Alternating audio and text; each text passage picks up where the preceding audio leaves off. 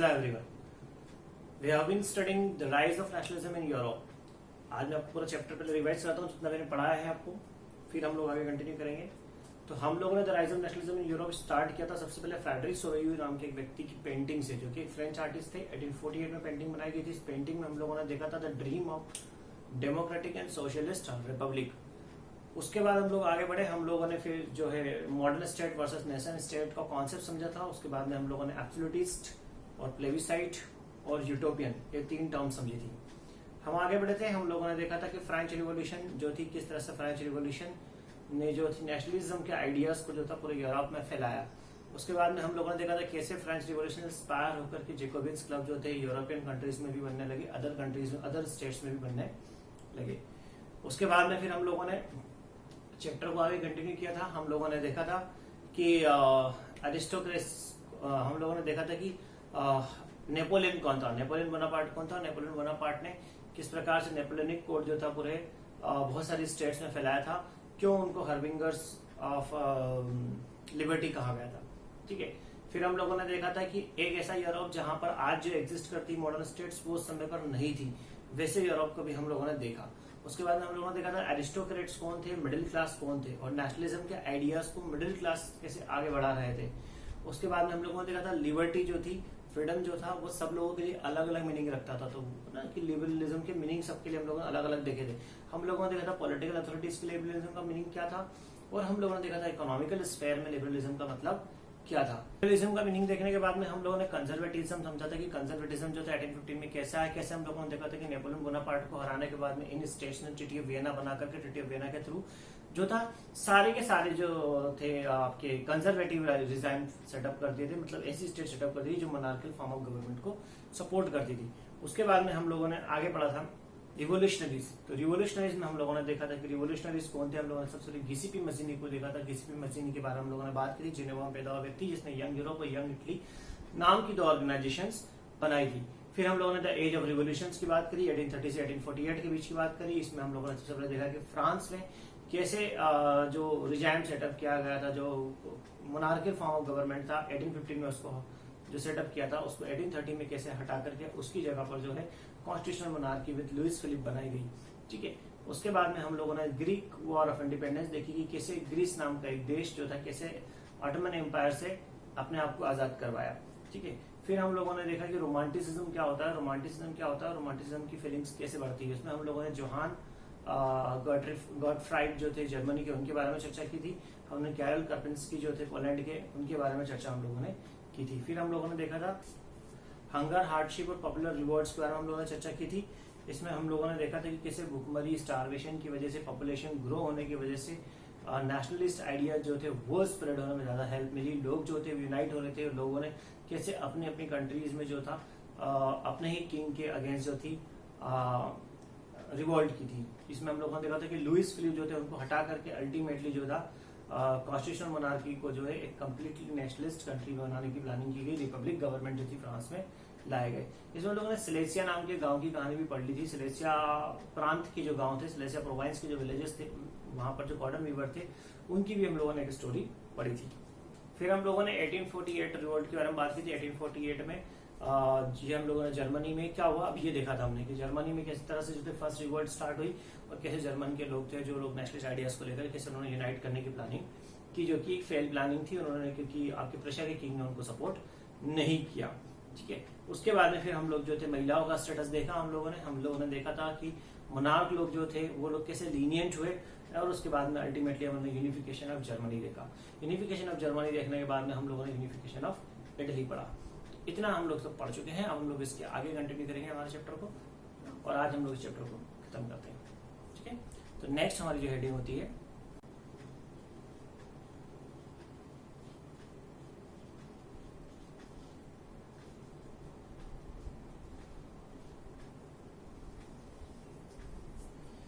The strange case of Britain. इसमें हम लोग पढ़ने वाले यूनिफिकेशन ऑफ ब्रिटेन, ना the great Britain which we know. अच्छा, कुछ स्कॉलर्स का ऐसा मानना है कि ब्रिटेन जो है ये बहुत आइडियल सिचुएशन उन्होंने दी थी नेशनलिज्म के लिए, और ब्रिटेन जो है सबसे बढ़िया नेशनल स्टेट मानी जाती है ना। ये जिन लोगों का मानना है उनको मानना, तो हम तो इस चीज को अभी नहीं करते, क्योंकि आप भी जब पढ़ेंगे तो आपको भी समझ में आएगा कि इट्स नॉट सुटेबल। ठीक है। खैर ठीक है, हम लोग कंटिन्यू करते हैं। तो the strange case of Britain, की ब्रिटेन में कैसे नेशनलिज्म आया, ब्रिटेन जो बोल रहे हैं ब्रिटेन कैसे यूनिफाइड हुआ, उस बारे में हम लोग बात करते हैं। तो ब्रिटेन के बारे में पढ़ते हैं इंग्लैंड ना, सबसे पहले हम लोग बात करते हैं इंग्लैंड। ठीक है, तो ब्रिटेन का मतलब क्या है, इंग्लैंड अल्टीमेटली। क्या पढ़ रहे हैं हम लोग, 1688 in England parliament took over the power, कि भाई साहब इंग्लैंड में parliamentary form of government start हुआ कब, 1688 ना, बहुत पुरानी बात। 1789 में फ्रेंच रिवॉल्यूशन हुई थी, 1776 में अमेरिका आजाद हुआ था, तो 1776 के भी पहले पार्लियामेंट्री फॉर्म ऑफ गवर्नमेंट कहाँ आ चुकी थी, इंग्लैंड में। आप देखो उनकी मानसिकता देखो, छोटा माइंड देखो, उनका नैरो माइंडेडनेस देखो, खुद किया तो पार्लियामेंट्री फॉर्म चलाए थे, दूसरी जगह पे सब्जुगेशन कर रहे थे, है ना। खेल ठीक है। इसके बाद में इन्होंने क्या प्लानिंग किया, they started incorporating the near by states. तो सबसे पास में हम बात करें स्कॉटलैंड, ठीक है, तो स्कॉटलैंड नाम की जगह थी, ठीक है, जिसको हाईलैंड भी बोलते हैं। तो स्कॉटलैंड जो थी, है ना, वहां पर जो लोग थे वो थे कैथलिक्स, मेजोरिटी कैथलिक्स की थी, ठीक है। इनको हम लोग हाईलैंडर्स भी बोलते थे, हाईलैंडर्स भी बोलते थे इनको। तो स्कॉटलैंड को इनकॉर्पोरेट करने की प्लानिंग इन लोगों ने किया। इन्होंने क्या किया, इन्होंने 1707 में स्कॉटलैंड को इंग्लैंड के साथ, है ना, मिला लिया एक एक्ट के तहत, है ना, एक एक्ट बनाया था। 1707 में इन्होंने बनाया था the act of union, the act of union बनाया, और इस एक्ट ऑफ यूनियन के तहत जो था इंग्लैंड को एक नया नाम मिला, द नहीं आएगा, United kingdom of great Britain. United kingdom of great Britain के नाम से इंग्लैंड हो गया।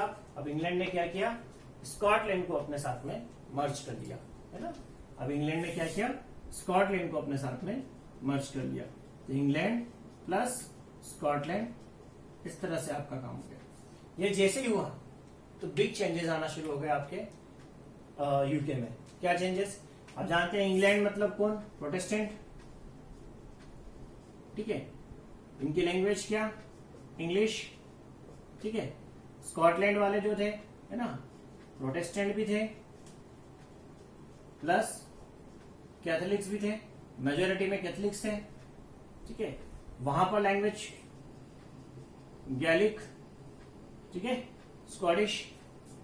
अब इन लोगों ने क्या किया, जैसे ही इनकी गवर्नमेंट बनी तो they started overruling the Scotland. Scotland जो अपनी लैंग्वेज नहीं बोल सकते, Scottish people, they can not use Gaelic language, ठीक है, प्रेशर किया गया उनको, ठीक है। They can not follow the Scottish culture, ठीक है, they cannot follow the Scottish culture, they cannot use Gaelic language। समझ में आ रही बात।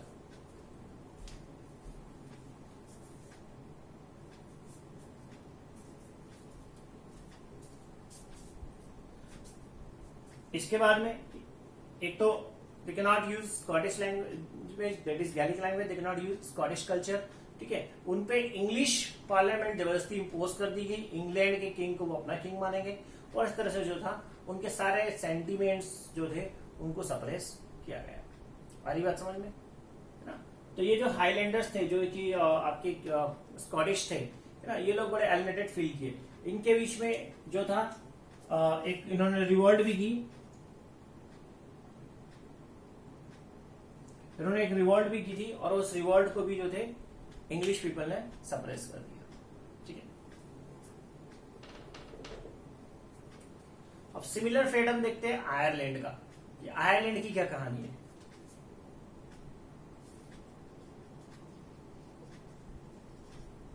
आयरलैंड। तो आयरलैंड जो था basically, Ireland is a country. Ireland की बात करें तो आयरलैंड एक ऐसा देश है ना, आयरलैंड वॉज अ कंट्री, है ना, जिसमें कैथोलिक्स जो थे वो मेजोरिटी में थे, है ना।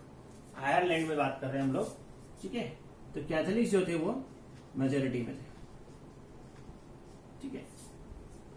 तो इंग्लैंड जो कि प्रोटेस्टेंट कंट्री है, इन्होंने क्या किया, आयरलैंड में जो माइनॉरिटी थी प्रोटेस्टेंट्स जो थे,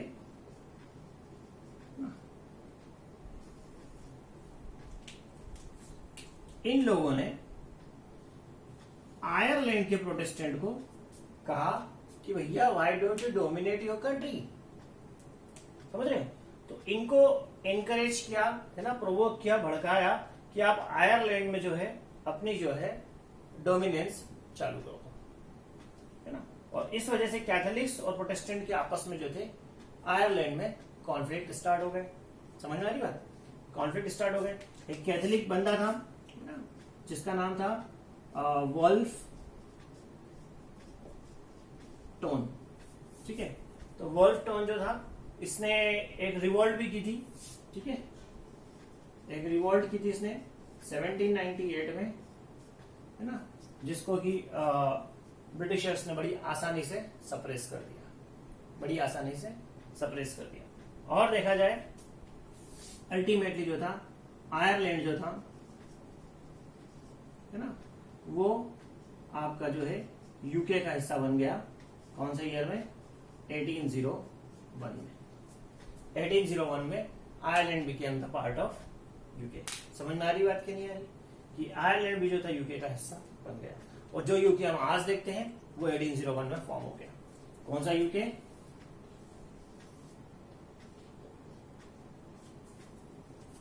यूके जिसके अंदर आती है आपकी country England, Scotland, Ireland plus Wales. तो ये 4 कंट्रियों का आपका यूके है, ठीक है। और जैसे ये चारों कंट्री का हुआ, सबके यहां पर लैंग्वेज कौन सी फॉर्म हो गई साहब? लैंग्वेज कौन सी हो गई? Compulsory they had to accept English. अंग्रेजी ही बोले जाएंगे साहब, है ना। English became an official language, ठीक है। नेशनल एंथम,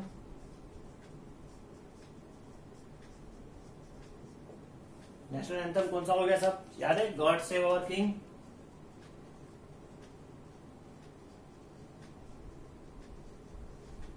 ठीक है। और नेशनल फ्लैग, तो फ्लैग भी चेंज हो गया। फ्लैग कौन सा हो गया जी? इंग्लैंड का flag, the black Jack.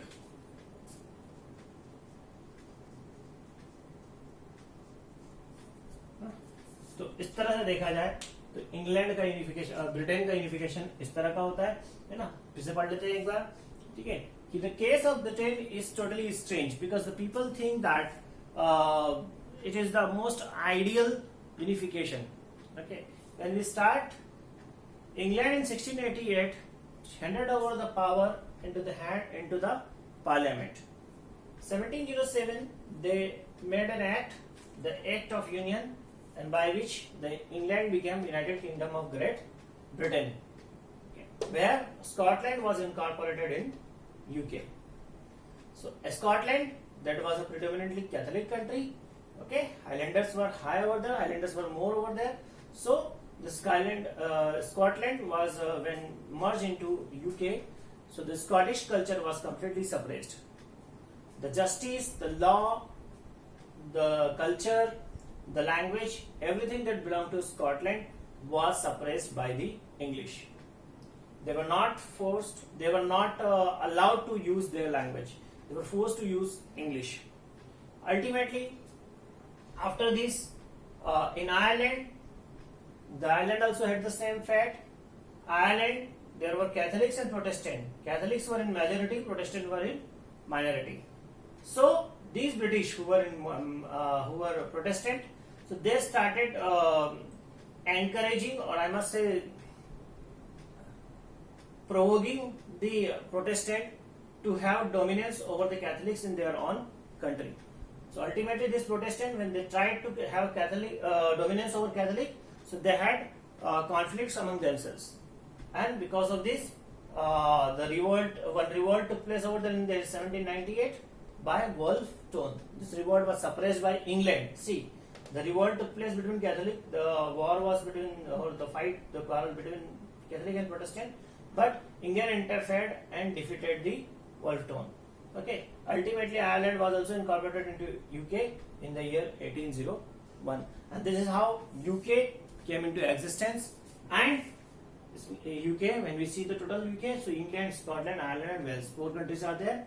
The language was imposed English as the official language of all the 4 countries. National anthem, the God Save Our King, was chosen, and all other national anthems were replaced. Flag, the black jack became the final flag, the flag of UK and all the 4 countries.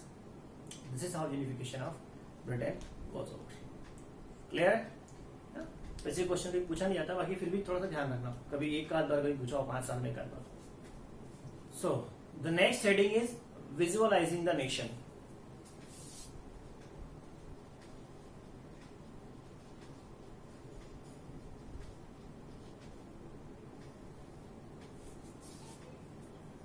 Visualizing the nation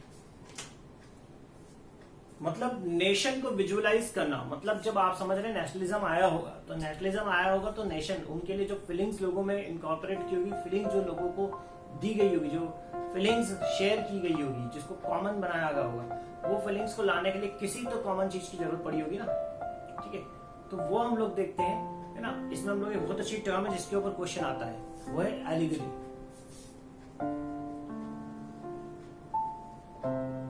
what is allegory?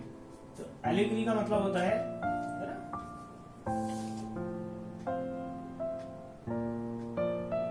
When an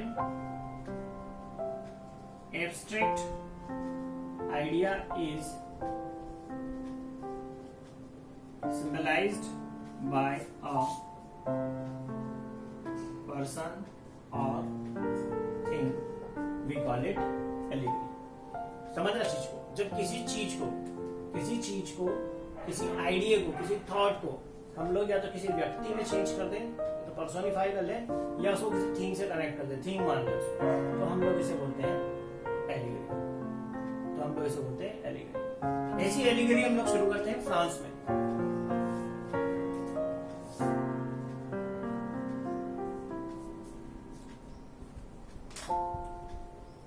France में जो allegory थी वो कैसे किया, कैसे उन लोगों ने आइडियाज को, सोशलिस्ट आइडियाज को सिंबलाइज किया, उसके लिए हम लोग समझते हैं, है ना. तो उन लोगों ने एक फीमेल फिगर जो था, जिसको हम बोलते हैं Marianne. Marianne is a very common name in French language, है ना. फ्रांस में बहुत ही कॉमन नेम है, लड़की का नाम होता है. ठीक है, लेकिन यहाँ पर जो है ये मैरियन या फीमेल फिगर था, ये किसी स्पेसिफिकली किसी विमन को सिंबलाइज नहीं किया जाता, है ना. This Marian figure was used to symbolize the entire nation, है ना. ये नेशन के लिए, जैसे हम लोग ना भारत माता, वैसे इन लोगों ने जो था मेरियन वर्ड, इन लोगों ने मेरियन नाम जो इन लोगों ने इनके देश की माता बोल दो, पिता बोल दो, देश के लिए इन्होंने इस्तेमाल किया. ठीक है, अब मेरियन जो थी, है ना, उसने कुछ स्पेशल आइडियाज शेयर किए. कौन से आइडियाज थे वो, है ना. वो आइडियाज थे आपके idea of liberty, justice and Republic governance. तो लिबर्टी का आइडिया क्या था आप लोग जानते हैं. ठीक है, लिबर्टी के लिए सिंबलाइजेशन किस थिंग से किया गया, क्या एलिगरी यूज करी हम लोगों ने लिबर्टी के लिए. तो लिबर्टी के लिए ब्रोकन चेन लास्ट ईयर पढ़ चुके हैं आप लोग. ठीक है, जस्टिस के लिए women with weighing scale, है ना. आप लोगों ने हमारे भी देखा होगा इंसाफ का तराजू, जज में कोर्ट में हमारा में होता है, वो महिला आंखों में पट्टी बंधी हुई, हाथ में तराजू, है ना. तो वो जस्टिस के लिए सिंबलाइज किया गया. रिपब्लिक के लिए क्या किया हम लोगों ने. इस तरह से जो थे नेशनलिस्ट आइडियाज को सिंबलाइज किया गया by person and by things, है ना. और इसे हम लोग बोलते हैं एलिगरी. तो फ्रांस में जो एलिगरी चली ना, तो उसके बाद में क्या किया, मैरियन के स्टेच्यू आप देखें तो चौराहों पर, जगह जगहों पर स्टैंड अप किए गए, इरेक्ट किए गए, so that the people can have more sentiments towards their nation, है ना. और इस तरह से देखा जाए तो नेशनलिस्ट आइडिया जो थे वो स्प्रेड हुए. क्लियर है. ठीक है, अब हम बात करोगे जर्मनी की.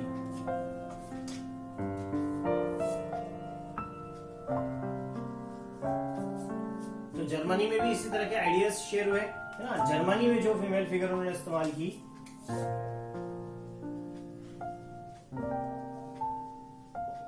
उसका नाम था जर्मेनिया।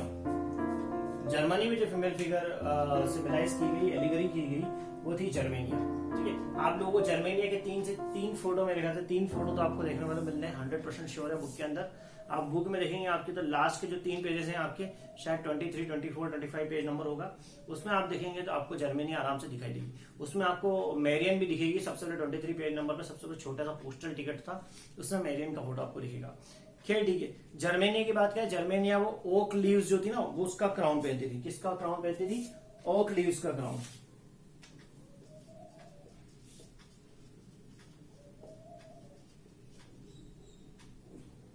ओक लीव्स का क्राउन। और ये क्राउन किस चीज को सिंबलाइज करता है? ओक लीव्स का क्राउन, है ना। ओक लीव्स का क्राउन किस चीज को सिंबलाइज करता है? हेरोइज्म। ठीक है, तो ये पहनती। आप इसके 3 पिक्चर आपको देखने को मिलेंगे, है ना। और तीनों फोटो में आप देखेंगे, तीनों पिक्चर में आप देखेंगे तो पहला पिक्चर में ये जो है फर्स्ट पिक्चर में तो वो जो है it was a very big painting, है ना। बहुत बड़ा पिक्चर था, वो इसलिए बनाया गया था कि फ्रैंकफर्ट पार्लियामेंट जो है उसके ऊपर उसको हैंग किया जाए, है ना। और दूसरा पिक्चर जो था आपका वो इसलिए बनाया गया था कि आपके जब वो 1850 में जब वो रिवॉल्ट सप्रेस करती थी 1848 वाली इनकी, तो 1850 में उसको जर्मनिया को लेटा हुआ बताया गया है कि वो गिर चुकी है, तो फॉलन जर्मनी बताया गया है ना। और तीसरा फिगर है पिक्चर जो है आपका 1861 का, जब उसके बाद जर्मनिया जो तलवार लेकर के जा रही है, और वो तलवार जो है सिंबलाइज कर रही, तलवार जो है that sword will protect the Germany, है ना। The sword will protect the Rhine, the sword will protect the country. तो इस तरह से देखा जाए तो 3 पिक्चर आपके वहां पर दिए गए। क्लियर है ये आपका? ठीक है, तो विजुअलाइजिंग द नेशन क्लियर है। लास्ट हेडिंग है इस चैप्टर की, अब हम लोग उसको करते हैं जी। The last topic of the chapter, imperialism and nationalism, या यूं कहे nationalism and imperialism. Nationalism we have already understood, nationalism means sense of belongingness towards one's own nation. Imperialism हम लोग समझते हैं, इंपीरियलिज्म मतलब होता है जब इंपीरियल फॉर्म ऑफ गवर्नमेंट चलती है, जब राजा महाराजाओं की गवर्नमेंट होती है ना, एरिस्टोक्रेट्स की गवर्नमेंट होती है, then we call it imperial government.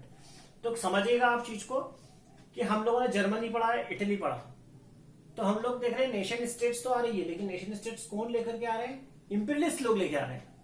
Germany बनाने वाला व्यक्ति जो किसी दूसरे देश का किंग है, इटली बनाने वाला व्यक्ति वो भी किसी दूसरे देश का, वो भी एक साड़िया पोइटमोंट नाम की जगह का किंग है। तो basically we have seen that कि नेशनलिज्म तो आ रहा था, but somewhere it was coming out of imperialist form, है ना। इंपीरियलिस्ट लोग लेकर के आते थे, और जब इंपीरियलिस्ट लोग लेकर के आते हैं, डेफिनेटली उनके इंपीरियलिस्ट वाले एम जो होंगे उनको सेटिस्फाई करने की तो कोशिश वो करेंगे, है ना। समझना बात को। एक बड़ी जगह थी 1871 में, उसके बारे में हम लोग पढ़ते हैं, बेल्कन्स।